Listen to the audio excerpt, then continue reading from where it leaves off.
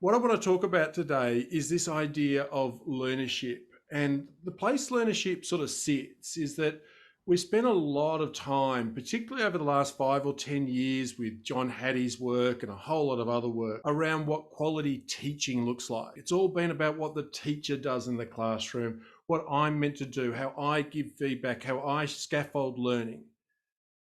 But I don't think we've given enough attention to what the learner's meant to be doing. And so this idea of learnership is about talking about what the learner does in the classroom and the ship part on the end of it. When you hear the word learnership, I want you to think like craftsmanship or horsemanship, something that's skillful, because many of our students are passive learners. They wait for learning to happen to them. And the work I want to share with you today really focuses on that role of the learner, because I believe that we don't get quality learning outcomes until quality teaching is met with quality learning. And when I was doing my work, sort of giving birth to this idea, I came across some work by John Holt. John Holt was an educator in the United States, very big in the homeschooling movement. And something he said really struck me. He said that learning is not the product of teaching, but learning is the product of the activity of learners. And so this idea of learnership is really focused on that idea of the activity of learners. So let's get into it. When we talk about learnership, the first thing, and Michael mentioned this, the first thing we need to talk about is this idea of a growth mindset, because someone with a fixed mindset doesn't understand learning. Someone with a fixed mindset thinks learning is about discovering their abilities, working out what they can and can't do. And as a result of discovering what abilities they have, they ask themselves, where do I fit in the world? And when you see the world like that, you spend your life looking inwards, asking, who am I? Where do I fit? But someone with a growth mindset, the work that Carol Dweck describes, someone with a growth mindset understands they're a learner. They recognize that becoming comes before being. They don't ask themselves, have I got musical abilities? They say to themselves, I want to be a musician. What do I need to do to become that sort of person? And when you see yourself like that, when you understand that learning is a creative process, not one of discovery, then the next logical question to ask yourself is, how do I become a really good learner? But this work around learnership has to have as its foundation this idea of a growth mindset.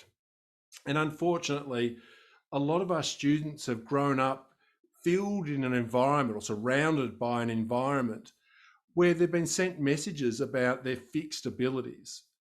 Things like, when we grew up, our parents told us that, we were the smart one and our sister was the artistic one and our little brother was kind of a mystery. We didn't really know what he was. We've all been the victim of a personality test at some point. We were told when we went to school that we had to try all the subjects to find out which subjects we were good at.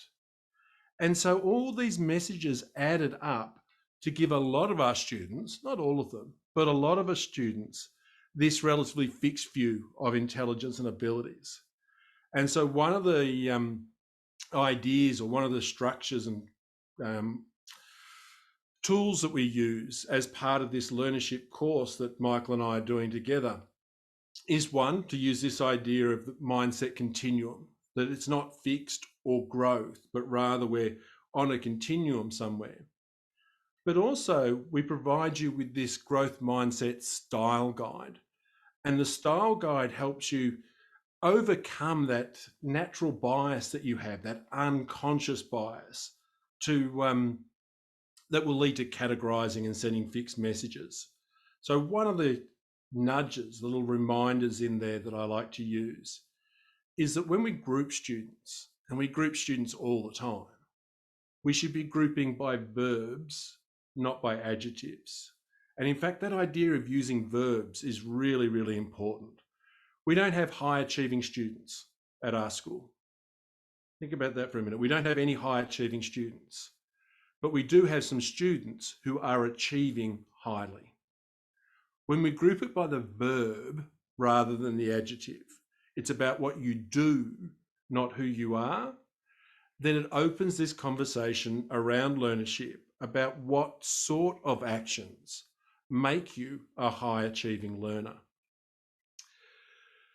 So when we talk about this idea of learnership, it's about being a skillful learner, and we break it down into these 5 different categories. We look first at this idea of challenge. I don't know about you, but I've got some students that I've taught in the past that wanted to take the easiest option every time. They would come up to me with their work and they would say, "Is this good enough?"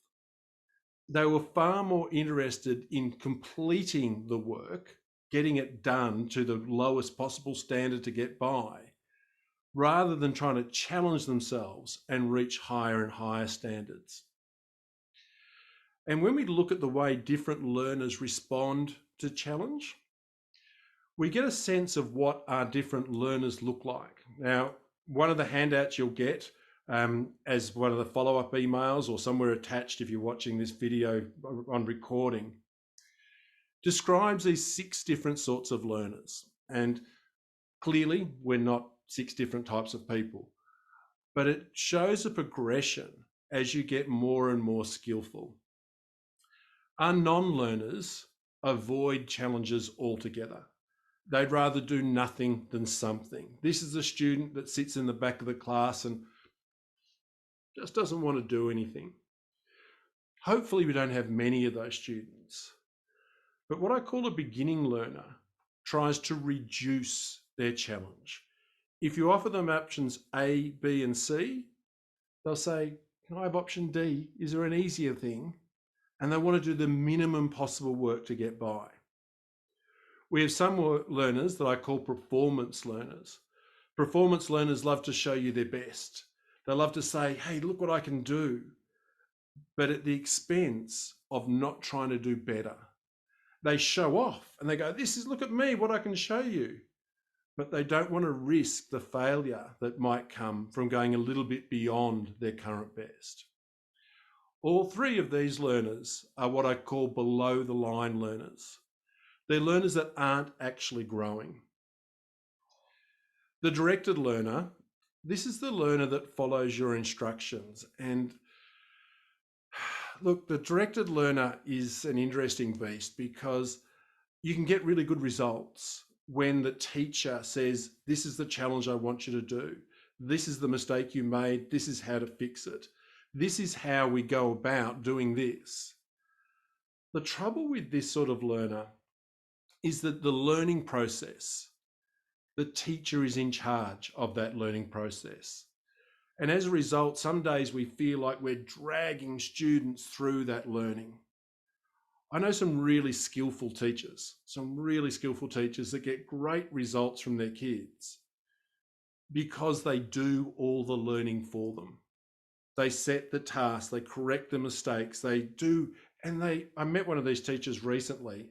She's getting brilliant results at the cost of her own health, I think. How many of you, and I can see you, when I glance in this direction, I'm looking at the screen of all your faces. Just give me a wave if you ever go home feeling like you've dragged the students through the classroom the whole day, that you've done all that hard work. Yeah, we all do that sometimes. Independent learners are able to target their own challenges. They're able to recognize that this is the amount of stretch that's appropriate for me. And so they take control of the learning process and are able to say, "This is where I'm taking my learning." But the most skillful learners, what I call the agile learner, is the learner that embraces a challenge. These are the learners that understand what JFK was saying when he said, "We do these things not because they are easy, but because they are hard." These students grapple with the most difficult things because they know grappling with those difficult things helps them grow And as a result of their growth, everything else becomes easier. The next part of the way we talk about learnership is we talk about the habits of mind. Too many of our students focus just on the what of learning. They look at the content, they look at what they're trying to cover in the curriculum. When we talk about the habits of mind, and this is the work of Art Costa and Bennett Kalick, we talk about the how of learning, the dispositions that we bring to the learning process. And one of the critical points about these is that the shift we need to make is that we don't teach these habits of mind like a topic. We teach them instead like a subject. We don't want our students to use and know and understand these habits of mind. Well, we don't only want them to do that. We want them to improve and develop and extend their habits of mind.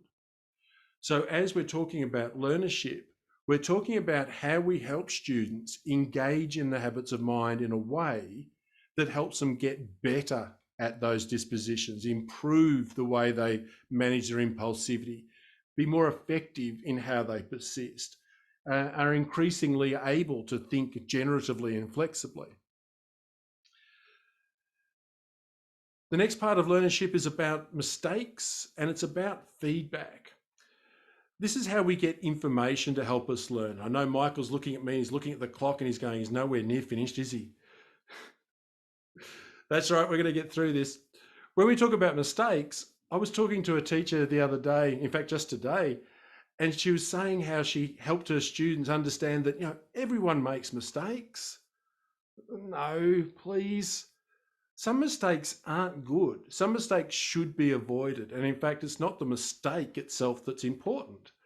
When we talk about the mistakes, we're going to identify 6 different sorts of mistakes, some that are helpful to the learning process and some that aren't. When we talk about feedback, the information we get not from our mistakes, but from teachers, what we talk about is how we go about getting that information. Because I know teachers that have spent hours and hours and hours in professional learning how to craft very, very good formative feedback for their students. And when they give that carefully crafted feedback to their students, the student goes, thanks very much,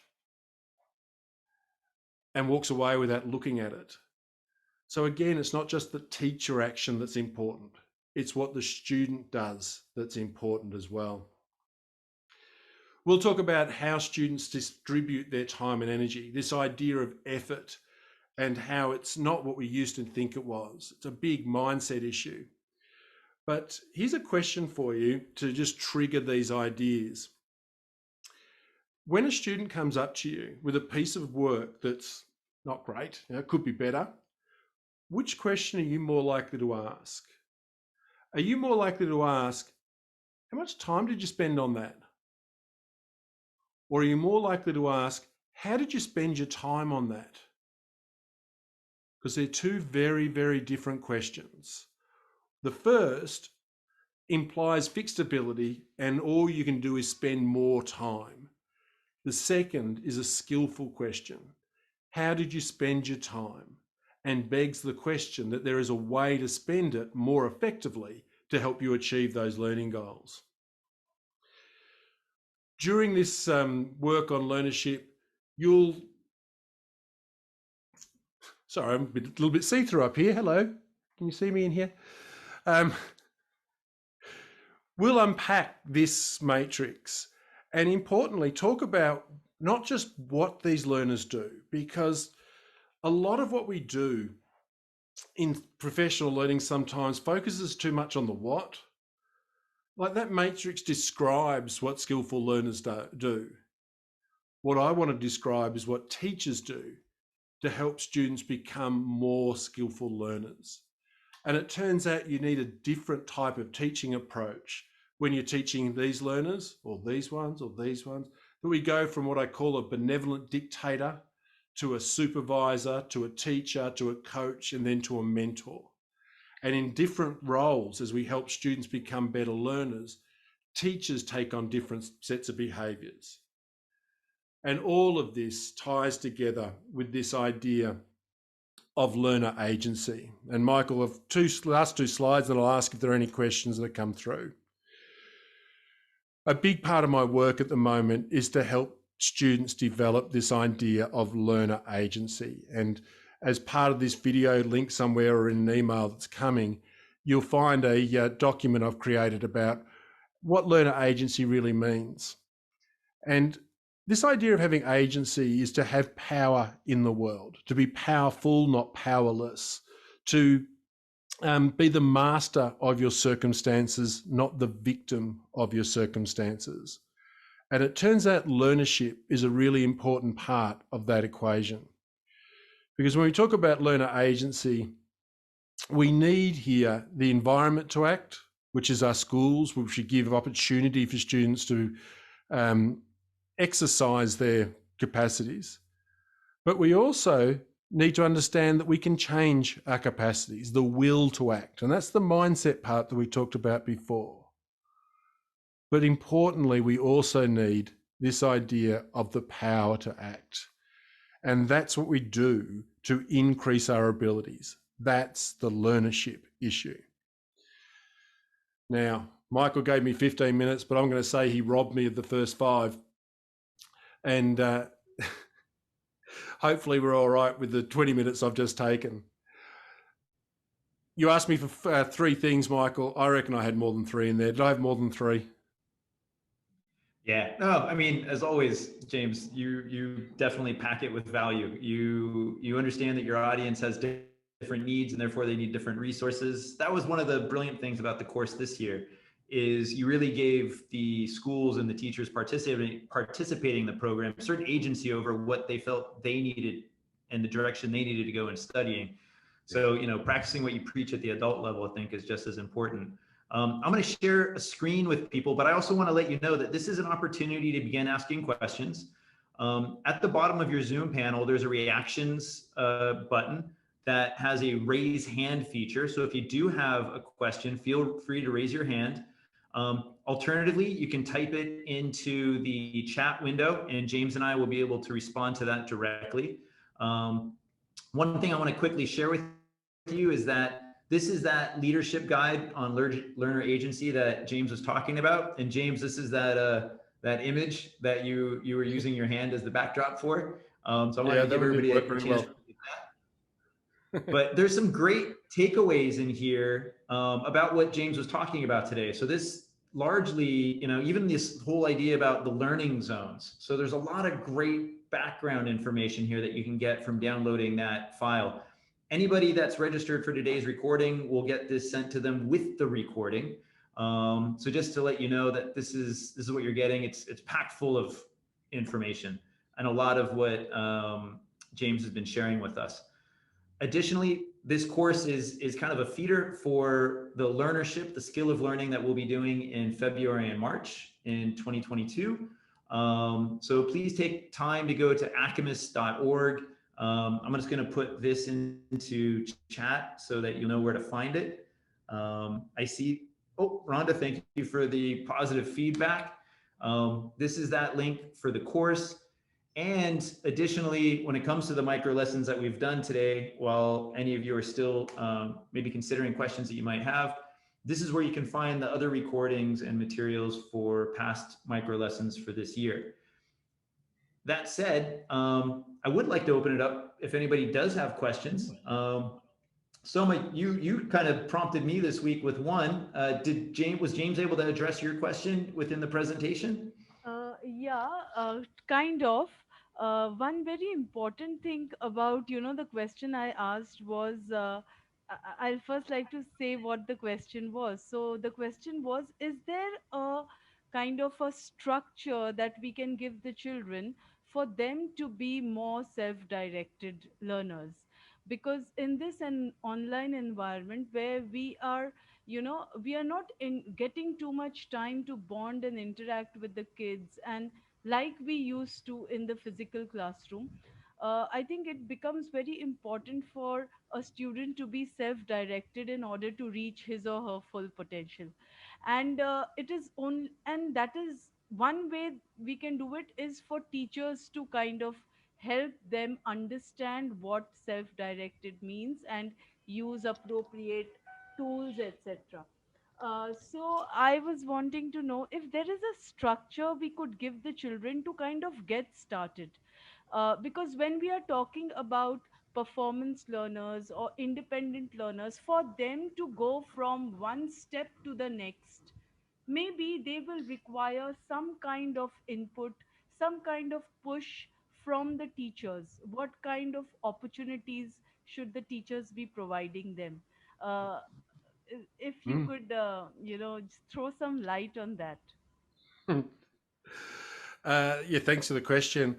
The short answer to your question is you're going to have to come along in February and March because I don't have a Okay. short answer to the question. Like Right. that's the big thing.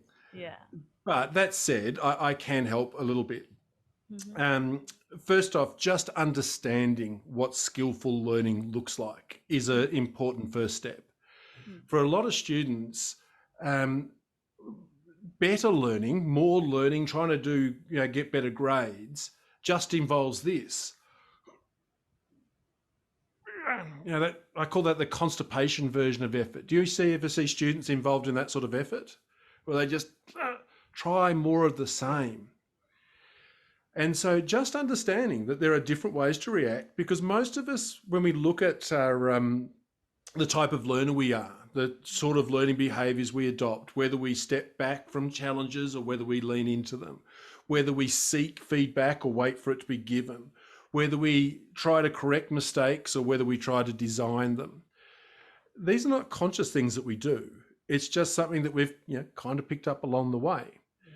So in the course, one of the first things we do is I've got a diagnostic tool that helps you identify the types of learning behaviours you tend to fall into. Okay. And then just being shown that actually you can do it differently is a really important first step. And I'll give you one example. Most adults that I know, when you talk to them about feedback, say things like it's really important to listen to feedback. Like I've got to pay attention to feedback and I've got to act on it. Hmm. Right? Most of the adults that I work with, in teachers and people that are doing reasonably sophisticated work, will say that. And my response to that is, why wait?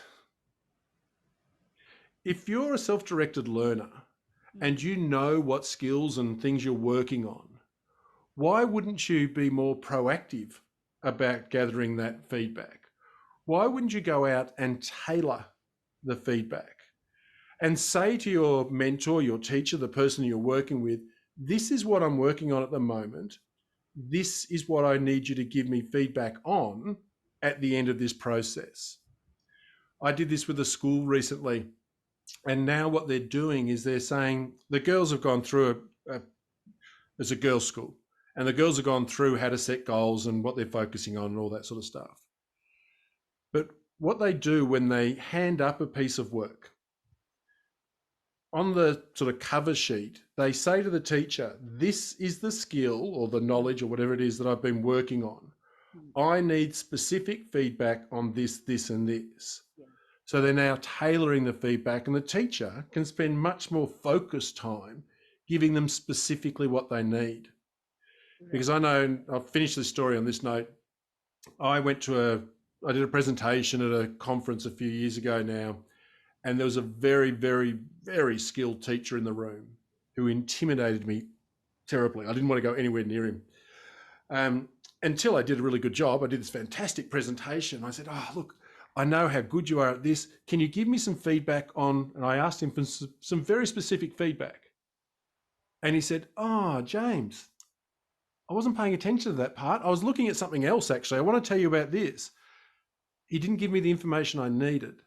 And because I hadn't told him what information I was going to ask for, he hadn't gathered that information. So more skillful learners will tailor feedback in that way. Right. Does that help, Summer? Yeah, sure, it does. And it goes very well to the IB rubrics that we follow, which are so, where the strands are so well defined. For example, if you're doing a knowledge and understanding, the strands are very well defined, and the teacher and the child can focus on exactly that and attempt whatever assessments are given to the child. So yes, this makes a lot of sense. Yes. Yeah. Beautiful. Thank you. Thank And you. Thank you. one thing I just want to say, as that's such a great takeaway. When we think about what we do in our schools professionally for observation and whatnot, that's basically best practice for teacher observation. I want to be invited into the learning. Well, if I'm being observed, I want to invite in my observer and premise it with, this is what I'm looking for feedback on. Right. And best practice for that sort of observation and learning is just at the same sort of level with adults. So maybe another good way to look at this is in terms of, if we consider ourselves skillful learners, how can, what is it that we specifically want that we can expect for our children and students, and how do we impress that upon them to begin developing? So that's something that just immediately came to my mind. I see here from Dr. Rhonda Carroll, providing specific feedback to students sounds so great. Sounds like we educators need to make sure we are teaching students these skills so that they can request specific feedback. So that sounds like a great summary point as well to what's being heard here in this chat. We're coming up to that witching hour of 5 p.m. James, Can I add one thing, Michael? Comment? Yeah, the feedback discussion is it's a rich one, an important one. It's just one small part of learnership. How we talk about moving students through each of those levels in terms of feedback and mistakes, in terms of their habits of mind, in terms of how they respond to challenge, how they use their time and energy to spend their effort more effectively, invest their time and energy rather than merely spend it. That's what we dig into in this course. So it's such a rich piece that we just talked about, but such a small piece about what we're really trying to unpack when we talk about skillful learning. Great. And, just again, if anybody does have another question, we're a small group. Feel free to unmute, raise a hand, or put it into chat. Just another reminder about why Acamus is sponsoring these micro lessons, because James is a speaker that's really treated our membership well this past year. This is the event we're doing in February and March. As the PD coordinator for Acamus, one of the reasons why I wanted to schedule it for that time of year, because that's typically when I think teachers can get their head around more of pushing students to develop these types of skills. You've kind of gone through all of the, how do you say, the harder parts of just establishing the routine for the first half of this year. Hopefully in the second half of the year, we can start then building those mindsets and getting students to demonstrate those dispositions and behaviors reflective here. And so this is, in many ways, what's great about this being a virtual course is it's broken up over time so that you can get coaching, and in between the sessions, actually be pushing your students to demonstrate what you're learning, and then come back and get feedback. So that's one final point about timing for this as well. I don't see any hands up or any additional questions coming in. That said, James, I just want to thank you for your investment in time today, your support of Acamus, and for all of you that have joined live, thank you so much. For those that are watching this recording, please, there will be plenty of opportunities for you to continue engaging with James or myself. Feel free to email us. That information will be included here on the next slide for the recording. That said, thank you again, everybody. Look forward to seeing you in the next school year. I hope you all have a restful and great summer holiday.